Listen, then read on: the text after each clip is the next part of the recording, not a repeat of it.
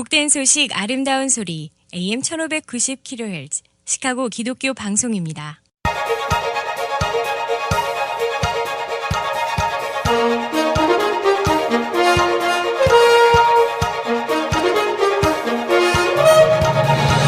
김정일 해설위원의 시사 해설. 세상을 넓게 봅니다. 삶의 지평이 넓어집니다.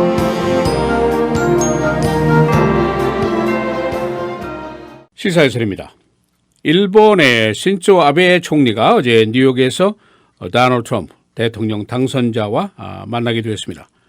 트럼프의 당선 이후에 첫 번째 외국 정상과의 만남이었습니다. 트럼프 진영이 지금 당장 하는 일은 주로 인사 작업이지만 아베의 방문이 있었고 특히 그의 방문이 관심을 끄는 이유들이 있습니다. 트럼프가 선거 전시에 국제관계에 대한 말을 많이 했는데 그중에 듣기에 매우 거북한 말, 또 위협적인 발언들이 많이 있었습니다. 특히 아시아 동맹국들에 대한 발언들이 그 예입니다. 아베와 트럼프의 회동에 대한 관심이 집중되는 이유, 트럼프가 한국과 일본에게 공통적으로 한 말들 때문입니다. 예를 들면 한국과 일본에게 모두 미군 철군 가능성을 거론했었습니다. 그리고 방위 분담금을 더 내라 하는 얘기를 했었고 그대들이 핵을 가지려면 가져라 하는 얘기를 했었고 나는 김정은을 만날 수 있다 등등의 발언이 있었습니다.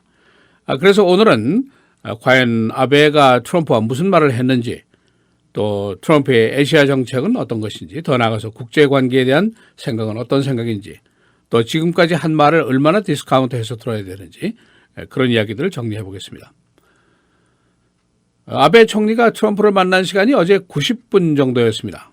꽤 긴 시간이죠. 많은 이야기가 오갈 수 있는 시간입니다. 그러나 회동 후에 아베가 말을 많이 아꼈습니다. 구체적인 대화 내용을 밝힐 것을 거부했습니다. 아직 unofficial, 비공식적인 만남이다. 그런 이유 때문입니다. 아베 말의 핵심은 회동의 분위기가 정중했다. 매우 솔직한 논의를 했다. 또 자신의 느낌으로는 미국과 일본 양국 신뢰 관계를 유지할 수 있을 것이라는 인상을 받았다. 또 아베 총리가 이런 질문을 받았습니다. 두 사람이 안보 교역에 대한 이견 해소를 위한 대화가 있었는가? 그런 질문을 했는데 아베 총리가 여기에 대해 직접적인 답변을 거부하면서 트럼프는 내가 자신감을 가질 수 있는 리더라는 것을 확인했다라고 매우 외교적인 답변만 했습니다. 아베 총리는 이 자리에서 미국과 일본의 동맹은 일본의 안보 외교의 주축이다. 그래서 동맹은 양자 사이에 신뢰가 있어야 되는데 그래서 미스터 트럼프와 내가 신뢰관계를 쌓기를 원한다는 요지의 발언을 했습니다. 지금 관심의 대상 트럼프가 선거 전시에 한 말들이 어디까지 진짠가, 어디까지 믿어야 되고 어디까지가 실현될 거냐, 어디까지 디스카운트를 해야 될 것이냐 그런 의문들입니다. 여러 가지 보도들을 보면은 일부 측근들은 문자 그대로 믿을 것은 못 된다. 선거 전의 발언일 뿐이다. 그런 반응을 보이는 사람들도 있고 또 반대로 트럼프가 미국 우선주의를 계속해서 주창을 했기 때문에 어떤 형태든지 아시아 동맹국으로부터 방위비 분담 재협상이라든가 교역 협상이라든가 이런 얘기를 더 꺼낼 것이 틀림이 없다. 그런 다른 예상도 있습니다. 이 국제문제 전문가들 아베가 싫든 좋든 앞으로 4년 동안 트럼프와 딜을 해야 되는데 아베로서는 지금 좀 걸리는 게 있습니다. 지난 9월에 미국을 방문했었는데 그때는 사실은 트럼프가 승리할 것이라는 예상이 많지 않았습니다. 이때 아베 총리가 힐러리 클린턴을 만나고 트럼프는 거들떠보지도 않고 그냥 귀국을 한 적이 있습니다. 그래서 아베 총리가 지난 10일 트럼프에게 당선 축하 전화를 하면서 내가 바로 미국을 지나갈 일이 있는데 한번 만나죠 하고 제안을 했는데 이게 받아들여진 것입니다. 그래서 트럼프 당선 후에 첫 번째 방문한 외국 정상이 되었습니다. 이 아베 총리는 사실은 페루에서 열리는 에이펙 정상회담에 가는 중이었습니다. 이 트럼프 당선자 진영에서 국제 문제를 대처하는 거 역시 매우 비전통적인 방법으로 현재 진행이 되고 있습니다. 지금까지 트럼프 당선자가 지난 9일 동안 받은 외국 정상의 당선 축하 전화가 32건입니다. 목요일 어제 처음으로 트럼프 진영의 국제 담당자가 국무부와 연결을 시도를 했습니다.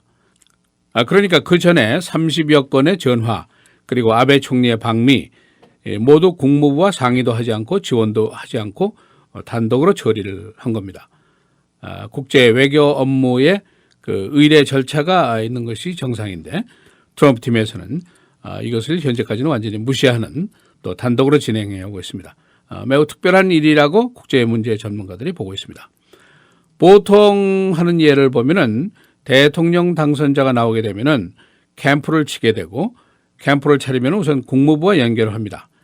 그래서 현안에 대한 브리핑을 듣게 되고 외국 정상으로부터 이제 축하 전화가 많이 오게 되는데 이것을 받는 것 우선순위도 국무부가 조정을 해줍니다.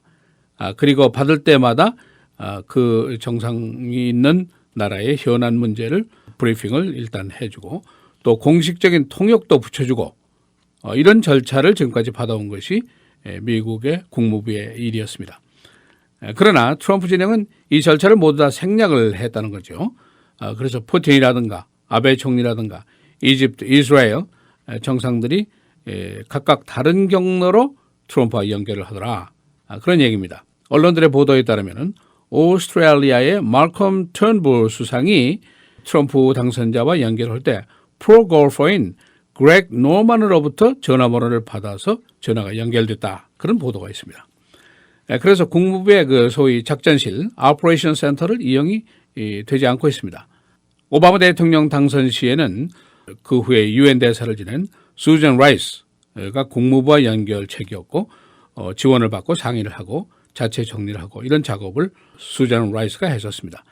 또 이것이 잘못되면 자칫 웃음거리가 될 수도 있습니다. 2008년 선거 당시에 두 명의 프랑스 코미디언들이 당시 프랑스 대통령이었던 니콜라스 사르코지의 흉내를 내면서 공화당 부통령 후보인 펠런과 통화를 한 적이 있습니다.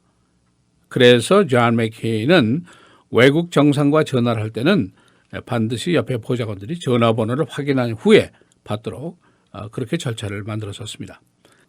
많은 국제 전문가들은 트럼프의 지금까지 일부 발언들은 일종의 블러스터, 허세고 으름장이다 이렇게 취급을 해도 좋다 그런 입장을 보이고 있습니다. 그러나 세계에는 지금 미국이 일종의 아이솔레이셔니즘, 고립주의적으로 가는 것이 아니냐 그런 의심을 하는 것도 사실입니다. 그러나 또 다른 한편으로 보면은 최근 며칠 동안 트럼프 측근들의 발언을 보면은 고립주의와는 좀 거리가 먼 그런 내용의 발언들이 많이 나오고 있습니다. 따라서 동맹 유지라든가 방위 약속은 재확인이 될 것이 아니냐 그런 예상도 나오고 있습니다. 이 트럼프 당선자 진영의 인사작업이 계속이 되고 있습니다. 국무장관이 제일 요직인데 아직 확실한 것이 나오지 않고 있습니다만은 이례적으로 밀 람니 이름이 거론이 되고 있습니다. 내일 양자가 회동을 할 예정인데 밀 람니는 여러분 들으신 대로 트럼프를 폰이다, 아주 엉터리다라고 공개적으로 비난을 한 적이 있습니다. 그러나 지금 언론들의 보도에 따르면 밀 람니가 국무장관 자리에 매우 흥미가 있다. 그런 얘기가 나오고 있습니다. 또 한 사람 니키 헤일리 사우스캐롤라이나 주지사 인디안계고 여성 거버너죠. 매우 명석한 사람으로 평판이 나 있는데 그러나 외교 경험은 전혀 없는 사람이지만 국무부 장관설에 지금 나오고 있습니다. 그리고 처음부터 국무부 장관 1순위로 등장을 했던 루디 줄리아니 아직 이름이 주춤합니다. 법무부 장관에도 이름이 거론되지 않고 그런 상황입니다. 법무부 장관에는 제프 세션스 엘라바마주 상원의원이 지명이 됐습니다. 강력한 트럼프 지지자인데 주 법무부 장관을 지냈고 그러나 이 사람이 인종차별적인 발언을 했다는 흠을 가지고 있습니다. 흑인 변호사들을 갖다가 boy 이렇게 부른 적이 있는 그런 흠을 가지고 있습니다. 그리고 국가안보보좌관에는 마이클 플린 장군이 지명이 된 것으로 측근들이 밝혔습니다. 트럼프 선거 전시에 안보 관련 보좌를 해온 인물인데 삼성 장군입니다. 57살 Defense Intelligence Agency의 국장을 지냈습니다. 그런데 논쟁적인 인물입니다. 그리고 지휘 스타일에도 문제가 있고 그래서 사실은 오바마 대통령에게 파이어를 당한 그런 지휘관입니다. 시사해설 김재일입니다.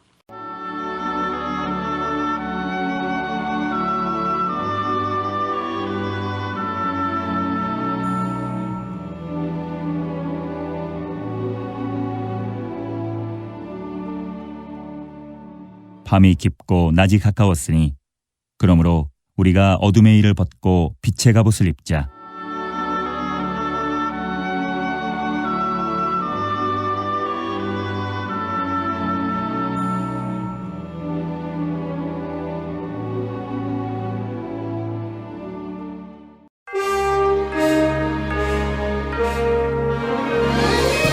헤드라인 뉴스입니다.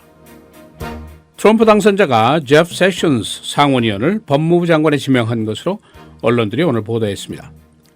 화이트하우스 안보보좌관은 마이클 플린 전 국방정보국장이 지명됐습니다. 국무장관 밋 람니의 이름이 거론되고 있습니다. 밋 람니는 예선 전시에 트럼프를 비난했었습니다. 신조 아베 일본 총리가 어제 트럼프와 회동했습니다.